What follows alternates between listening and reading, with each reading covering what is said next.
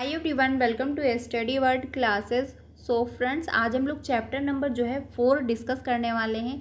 ये जो क्लास 7 की हिस्ट्री है, ठीक है, ये ध्यान रखिएगा। क्लास 7 की हिस्ट्री का चैप्टर नंबर 4 है।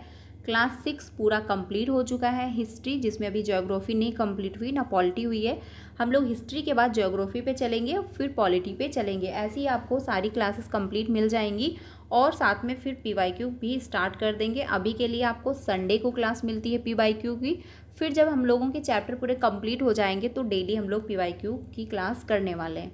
तो आज जो है चैप्टर नंबर 4 हम लोग डिस्कस करने वाले हैं। अगर आपने अभी तक चैप्टर कंप्लीट नहीं किया हुआ है तो कर लीजिएगा, प्लेलिस्ट बनाई हुई है, आपको सारी क्लासेस मिल जाएंगी। तो चलिए फिर आज की क्लास को कंटिन्यू करते हैं। चैनल पे पहली बार आए हो तो प्लीज़ वीडियो को लाइक करके चैनल को भी सब्सक्राइब कर लीजिएगा, सो दैट आपको टीचिंग से रिलेटेड सारी ऑफिशियल अपडेट जो आती है वो टाइम से मिल जाती है। ठीक है, बाकी 3 बजे जो क्लास हुई है उसमें हम लोगों ने CDP के बहुत इंपॉर्टेंट क्वेश्चन डिस्कस किए हुए हैं PYQ, तो वो भी जा करके आप लोग ज्वाइन हो सकते हो।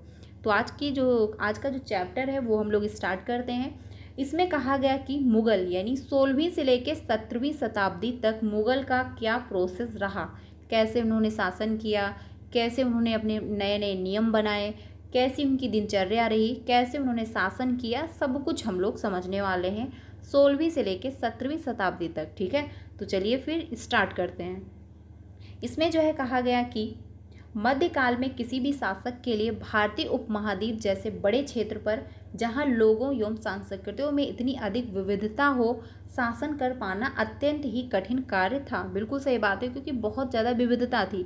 हिंदू लोग भी थे, मुस्लिम लोग भी थे, अपने अपने धर्म को मानने वाले भी लोग थे। तो ऐसे में शासन करना थोड़ा सा प्रॉब्लम क्रिएट कर रहा था। अपने जो है पूर्ववर्तियों के विपरीत मुगलों ने एक साम्राज्य की स्थापना की और वह कार्य पूरा किया जो अब तक केवल छोटी अवधियों के लिए ही संभव जान पड़ता था। 16वीं सदी के उत्तरार्ध से इन्होंने जो है दिल्ली और आगरा से अपने राज्य का विस्तार शुरू किया और 17वीं शताब्दी में लगभग संपूर्ण महाद्वीप पर अधिकार प्राप्त किया। उन्होंने प्रशासन के ढांचे तथा शासन संबंधी जो विचार लागू किए उनके राज्य के पतन के बाद भी टिके रहे। यानी उनका राज्य जो था वो मतलब उनका पतन हो गया, लेकिन उनके जो रूल थे उसके बावजूद भी जो है लोग उनका जो रूल थे वो मानते थे, यानी रूल को फॉलो करते थे। यह एक ऐसी जो है राजनीतिक धरोहर थी जिसके प्रभाव से उपमहाद्वीप में उनके पश्चात आने वाले शासक अपने को अछूता न रख सके। आज भारत के प्रधानमंत्री स्वतंत्रता दिवस पर मुगल शासकों के निवास स्थान दिल्ली के लाल किले की प्राचीर से जो है से राष्ट्र को संबोधित करते हैं। ठीक है, जो कि आप यहाँ पर देख सकते हैं, दिल्ली का लाल किला यहाँ पर क्या है, संबोधित किया जाता है। आगे चलते हैं, मुगल कौन थे इसके बारे में समझते हैं कि आखिर वो थे कौन। मुगल 2 महान शासक वंशों के वंशज थे। माता की ओर से वे जो है मंगोल, वेरी इंपॉर्टेंट लाइन है, ये पूछा जाता है। ठीक है, देखिए अगर पेपर 2 क्वालिफाई करना है तो उसके लिए आपको NCERT फॉलो करनी होगी 100%। अगर आप चाहते हो कि नहीं मैं तो फॉलो नहीं करूँगा, आप PYQ से कंप्लीट कर लूँगा, तो नहीं हो पाएगा। आप 50-50 पे अटके रहोगे, आपके 89 आ जाएंगे अगर बहुत अच्छे से आपने PYQ कर लिए। आपके जो 87 होंगे, फिर अफसोस करोगे, फिर 6 महीने का वेट करोगे कि काश पढ़ लिया होता तो आज जो है 1 नंबर से ना रुका होता। ठीक है, इसलिए अच्छे से चैप्टर वाइज कंप्लीट करिए, फिर PYQ क्वेश्चन करिए। कहीं भी ऑनलाइन ऑफलाइन मॉक टेस्ट कुछ भी करने की ज़रूरत आपको नहीं पड़ेगी अगर आप ये 2 काम करते हैं ईमानदारी से। ठीक है, ये ध्यान रखिएगा। तो ये इंपॉर्टेंट है लाइन, ये ध्यान रखिएगा। मंगोल शासक जो है चंगेज खान, जो चीन और मध्य एशिया के कुछ भागों पर राज करता था, के जो है उत्तराधिकारी थे। पिता की ओर से वे ईरान, इराक एवं वर्तमान जो है तुर्की के शासक तैमूर के वंशज थे। ठीक है, ये ध्यान रखना। परंतु मुगल अपने को मुगल या जो है मंगोल कहलवाना पसंद नहीं करते थे। ऐसा इसलिए था क्योंकि चंगेज खान से जुड़ी स्मृतियां सैकड़ों व्यक्तियों के नरसंहार से संबंधित थी। यही स्मृतियां जो है मुगलों के प्रतियोगियों जो है उज्बेगों से भी संबंधित थी। दूसरी तरफ मुगल तैमूर के वंशज होने पर गर्व का अनुभव करते थे, ज़्यादा जो है इसीलिए क्योंकि उनके इस महान पूर्वज ने 1398 पर दिल्ली पर कब्जा कर लिया था। ठीक है, इसलिए वो सम्मानित महसूस करते थे। उन्होंने अपनी वंशावली का प्रदर्शन चित्र बनवा कर किया। प्रत्येक मुगल जो है शासक ने तैमूर के साथ अपना चित्र बनवाया। ठीक है, आगे चलते हैं, मुगल सैन्य अभियान, इसके बारे में समझते हैं कि उनका सैन्य अभियान कैसा रहा। प्रथम मुगल शासक जो है बाबर 1526 से 1530 में, जब जो है 1494 में जो है फरखाना राज्य का उत्तराधिकारी प्राप्त किया तो उसकी उम्र केवल 12 वर्ष की थी। मंगोलों की दूसरी जो है शाखा उज्बेकों के आक्रमण के कारण उसे अपनी पैतृक गद्दी छोड़नी पड़ी। अनेक जो है वर्ष तक भटकने के बाद जो है उसने जो है 1504 में काबुल पर कब्जा कर लिया। उसने 1526 में दिल्ली के सुल्तान इब्राहिम लोदी को पानीपत में हराया और दिल्ली और आगरा को अपने कब्जे में कर लिया। ठीक है, ये ध्यान रखिएगा, पानीपत में किसको हराया था? इब्राहिम लोदी को। कब हराया था? 1526 में। आगे चलते हैं, अब बात करते हैं उत्तराधिकार के जो है मुगल परंपराएं क्या थी, इसके बारे में समझते हैं। मुगल जो है ज्येष्ठाधिकार के नियम में विश्वास नहीं करते थे, यानी जो बड़ा भाई होता था जिससे जो है ज्येष्ठ पुत्र अपने पिता के राज्य का उत्तराधिकारी होता था। इसके विपरीत जो है उत्तराधिकारी में वे जो है शहदायाद की मुगल और जो है तैमूर वंशों की प्रथा को अपनाते थे। ये जो मैंने कल आपको यानी संडे को PYQ क्वेश्चन किए थे, उसमें मैंने हिस्ट्री में ये क्वेश्चन डिस्कस किया था, ये क्वेश्चन पूछा गया था। ठीक है, प्रूफ के तौर पे भी आप देख सकते हैं कि यस क्वेश्चन पूछे जाते हैं NCERT से ही और क्लास 6, 7, 8 की बुक से ही पूछे जाते हैं। कल ही मैंने डिस्कस किया था 5 बजे की क्लास में, आप लोग जा कर के चेक कर लीजिएगा कि उत्तराधिकार में शहदायाद की जो है और से क्या था, वो इसी से रिलेटेड क्वेश्चन उसमें पूछा गया था। ठीक है, ये ध्यान रखिएगा।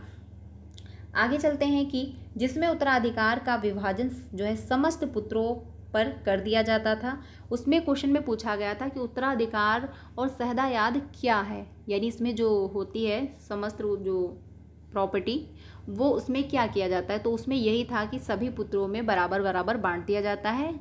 ठीक है, ये हमने कल के क्वेश्चन में डिस्कस किया था PYQ में, तो आप लोग जाकर के भी देख सकते हैं कि हाँ क्वेश्चन पूछे जाते हैं।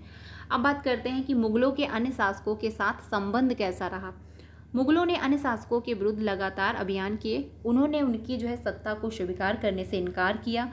जब मुगल जो है शक्तिशाली हो गए तो अन्य कई शासकों ने जो है स्वेच्छा से उनकी सत्ता स्वीकार कर ली। राजपूत इसका अच्छा एक उदाहरण है। ठीक है, अनेकों ने जो है मुगल घराने में अपनी पुत्रियों के विवाह के करके उच्च पद प्राप्त किया, परंतु कईयों ने जो है इसका विरोध भी किया। ठीक है, आगे चलते हैं। मेवाड़ के जो है सिसोदिया राजपूत लंबे समय तक मुगलों की सत्ता को स्वीकार करने से इनकार करते रहे, परंतु जब वे हारे तो मुगलों ने उनके साथ सम्माननीय व्यवहार किया और उन्हें जो है उनके जागीरे वतन जो है जागीर के रूप में वापस कर दी। पराजित करने परंतु अपमानित न करने के बीच सावधानी से बनाए गए संतुलन की वजह से मुगल भारत के अनेक शासकों और सरदारों पर जो है अपना प्रभाव बढ़ा पाए, परंतु इस जो है संतुलन को हमेशा बरकरार रखना कठिन था, यानी जो प्रोग्रेस था इसको हमेशा बनाए रखना क्या था, कठिन था कि ये संतुलन जो है बना रहे। अब बात करते हैं कि जो है मनसबदार और जो है जागीरदार, इनके बारे में समझते हैं।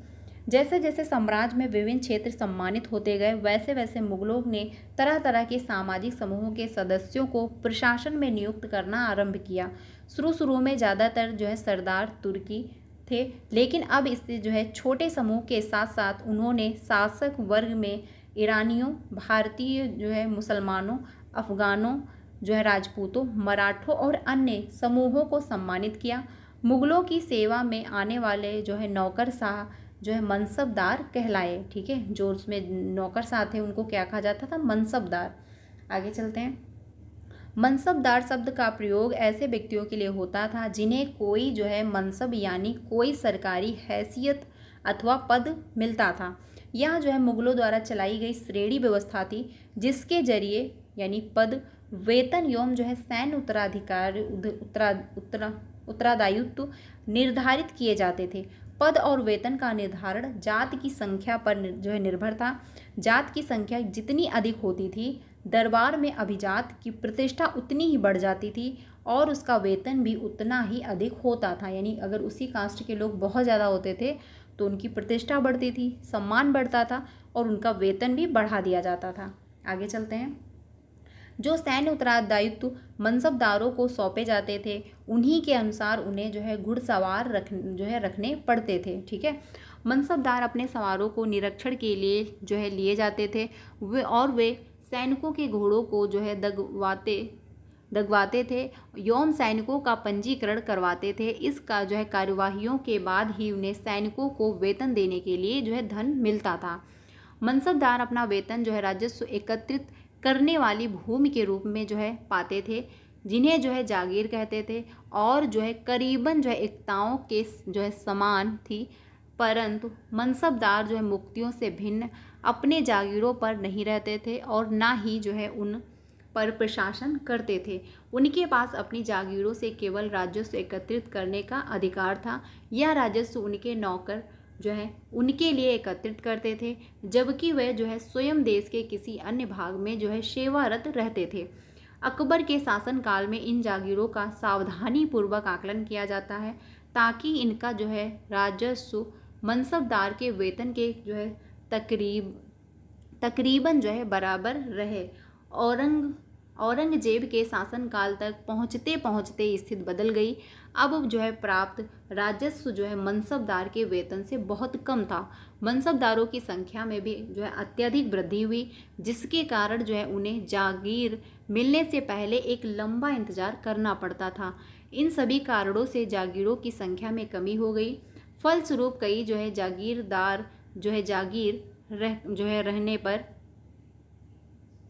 कोशिश करते थे कि वे जितना राजस्व वसूल कर लें। अपने शासनकाल के अंतिम वर्षों में औरंगजेब इन परिवर्तनों पर नियंत्रण नहीं रख पाया। इस कारण किसानों को अत्यधिक जो है मुसीबतों का सामना करना पड़ा। ठीक है, अब बात करते हैं जब्त और जमींदार, इसके बारे में समझते हैं कि ये क्या है। मुगलों की जो है आमदनी का प्रमुख जो है साधन किसानों की उपज से मिलने वाला राजस्व था। अधिकतर जो है स्थानों पर किसान ग्रामीण जो है कुलीनों यानी कि मुखिया या स्थानीय सरदारों के माध्यम से राजस्व देते थे। यानी जो राजस्व होता था वो किसी न किसी के थ्रू से ही जाता था राजा के पास। समस्त जो है मध्यस्थों के लिए, चाहे वो स्थानीय ग्राम के मुखिया हों या फिर शक्तिशाली सरदार हों, मुगल एक ही शब्द जो है जमींदार का प्रयोग करते थे। सभी के लिए कौन सा शब्द प्रयोग होता था? जमींदार का। आगे चलते हैं। अकबर के जो है राजस्व मंत्री जो है टोडरमल ने 10 साल की कालावधि के लिए कृषि के पैदावार, कीमतों और जो है कृषि भूमि का जो है सावधानी पूर्वक सर्वेक्षण किया। इन आंकड़ों के आधार पर प्रत्येक फसल पर नकद के रूप में जो है कर निश्चित कर दिया गया। प्रत्येक सूबे को जो है राजस्व मंडलों में बांटा गया और जो है प्रत्येक की हर फसल के लिए राजस्व दर की अगली सूची बनाई गई। राजस्व प्राप्त करने की इस जो है व्यवस्था को जब्त कहा जाता था। यानी जो सूची तैयार की जाती थी उसी को कहते थे जब्त। ठीक है, ये ध्यान रखिएगा। यह व्यवस्था उन स्थानों पर प्रचलित थी जहां पर मुगल प्रशासनिक जो अधिकारी भूमि का निरीक्षण कर सकते थे और सावधानी पूर्वक उनका हिसाब रख सकते थे। ऐसा निरीक्षण गुजरात और बंगाल जैसे प्रांतों में संभव नहीं हो पाया। कुछ क्षेत्रों में जमींदार इतने शक्तिशाली थे कि मुगल जो है प्रशासकों द्वारा शोषण किए जाने की स्थिति में वे विद्रोह कर देते थे। कभी कभी एक ही जाति के जमींदार और किसान मुगल सत्ता के खिलाफ मिलकर विद्रोह कर देते थे। 17वीं शताब्दी के आखिर में ऐसे किसान विद्रोह ने मुगल साम्राज्य के जो स्थायित्व को चुनौती दी, क्योंकि कुछ ऐसे किसान जो थे उसका विरोध भी वो धीरे धीरे करने लगे आपस में मिल करके। ठीक है, आगे चलते हैं। अब बात करते हैं 17वीं शताब्दी में और जो है उसके पश्चात मुगल साम्राज्य, इसके बारे में समझते हैं। मुगल साम्राज्य की प्रशासनिक और सैनिक कुशलता के फलस्वरूप आर्थिक और वाणिज्य समृद्धि में वृद्धि हुई। विदेशी यात्राओं ने इसे जो है वैसा धनी देश बताया जैसा कि किस्से कहानियों में वर्णित होता रहा। परंतु यही यात्री इसी प्रचुरता के साथ मिलने वाली दरिद्रता को देखकर जो है विस्मित रह गए। सामाजिक असमानताएं साफ दिखाई पड़ती थी। शाहजहां के जो है शासनकाल के 20वें वर्ष के दस्तावेजों से हमें पता चलता है कि ऐसे मनसबदार जिनके उच्चतम पद प्राप्त था कुल जो है 8,000 में से जो है 445 ही थे। कुल जो है मनसबदारों की एक छोटी संख्या 5.6% को ही साम्राज्य के अनुमानित राजस्व का जो है 61.5% स्वयं उनके व उनके जो है सवारों के वेतन के रूप में दिया जाता था। मुगल सम्राट और जो है उनके मनसबदार अपनी जो है आय का बहुत बड़ा जो है वेतन और वस्तुओं पर जो है पर लगा देते थे। इन खर्चे के शिल्पकारों और किसानों को लाभ होता था, चूँकि वे वस्तुओं की और फसलों की पूर्ति करते थे। परंतु राजस्व का भार इतना था कि प्राथमिक उत्पादकों, किसान और शिल्पकारों के पास निवेश के लिए बहुत कम धन बचता था। ऐसे में जो बहुत गरीब थे, मुस्लिम जो है मुश्किल से ही पेट भर पाते थे। वे उत्पादन जो है शक्ति बढ़ाने के लिए अतिरिक्त संसाधनों में, औजारों और अन्य वस्तुओं में निवेश करने की बात सोच भी नहीं सकते थे। ऐसी अर्थव्यवस्था में ज़्यादा जो है धनी किसान, शिल्पकारों और समूह व्यापारियों और महाजन ज़्यादा लाभ उठाते थे। तो देखिए, जो गरीब किसान थे उनको प्रॉब्लम होती थी, क्योंकि वो कर ही वसूल जो होता था, और वो जो है इतनी पैदावार नहीं होती थी जितना वो ले लेते थे। ठीक है, तो इसलिए वो ज़्यादा परेशान थे जो गरीब किसान थे। लेकिन जो शिल्पकार थे, व्यापारी थे, महाजन थे, उनको इसका लाभ मिल जाता था। मुगलों के जो है कुलीन वर्ग के हाथों में बहुत धन और संसाधन थे, जिनके कारण 7वीं सदी के अंतिम वर्ष में वे अत्यधिक शक्तिशाली हो गए। जैसे जैसे मुगल सम्राट की सत्ता का पतन की ओर बढ़ती गई, वैसे वैसे विभिन्न क्षेत्रों में सम्राट के सेवक स्वयं ही सत्ता के शक्तिशाली केंद्र बनने लगे। इसमें से कुछ जो है नए वंश स्थापित किए गए और जो है हैदराबाद केंद्र बनने लगे। इनमें से कुछ ने जो है नए वंश स्थापित किए और हैदराबाद एक एवं अवध जैसे प्रांतों में अपना नियंत्रण जमाया। यद्यपि वे दिल्ली के मुगल सम्राट को स्वामी के रूप में मान्यता देते रहे, तथापि 18वीं शताब्दी तथा साम्राज्य के कई प्रांत अपनी स्वतंत्र जो है राजनीतिक पहचान बना चुके थे। ये था पूरा चैप्टर। इसमें हम लोगों ने देखा कि मुगल कौन थे, उनका शासन कैसा रहा, कैसे जो है उनका शासन बहुत ज़्यादा हाई हुआ, फिर धीरे धीरे पतन की ओर हुए, उनका शासन ख़त्म हो गया धीरे धीरे। वो सब कुछ हमने इस चैप्टर में डिटेल में समझा। आई होप आपको समझ में आया होगा। पहली बार में थोड़ा सा आपको लग सकता है कि अच्छा नहीं लग रहा है, बोरिंग लग रहा है, पर आप 1 से 2 बार इसको समझोगे, आपको अच्छा लगेगा, आपको इंटरेस्ट आएगा। तो आज जो है हम लोगों ने चैप्टर नंबर 4 पूरा कंप्लीट कर लिया। कल हम लोग चैप्टर नंबर 5 डिस्कस करने वाले हैं। ये ध्यान रखिएगा, ये जो है क्लास 7 का हिस्ट्री का चैप्टर नंबर 4 है। ठीक है, कल हम लोग चैप्टर नंबर 5 डिस्कस करने वाले हैं। जो मैंने आपको बताया था क्वेश्चन, वो कल की क्लास में हमने डिस्कस किया हुआ था। कल की ही क्लास में आप लोग ज्वाइन कर लीजिएगा, समझ लीजिएगा, क्योंकि कुछ लोगों के ये भी डाउट रहते हैं कि नहीं एनसीईआरटी से तो नहीं पूछता है, क्वेश्चन रिपीट होते हैं। देखिए, क्वेश्चन रिपीट होते हैं, बिल्कुल सही बात है, क्योंकि अगर आपने अच्छे से पीवाईक्यू ही कर लिए तो आप 50% क्वेश्चन को गेन कर लोगे, नो प्रॉब्लम, नो डाउट। लेकिन जब कंटेंट आप कंप्लीट कर लोगे तो आप 100% क्वेश्चन को गेन करोगे, आप 100% पूरा पेपर करके आओगे। जहाँ पर 100% पूरा पेपर अटेंड होगा और सही होगा, वहाँ पे आपका स्कोर अच्छा आएगा। ठीक है, फेल होने के कोई भी चांसेस नहीं रहेंगे। तो आज के लिए इतना ही रखते हैं। क्लास अच्छी लगी तो लाइक कर दीजिएगा, बाकी अपने सारे फ्रेंड को शेयर भी कर दीजिएगा। कल मिलते हैं 5 बजे की क्लास में एंड 3 बजे की भी क्लास में। तो मिलते हैं नेक्स्ट वीडियो में। Thank you.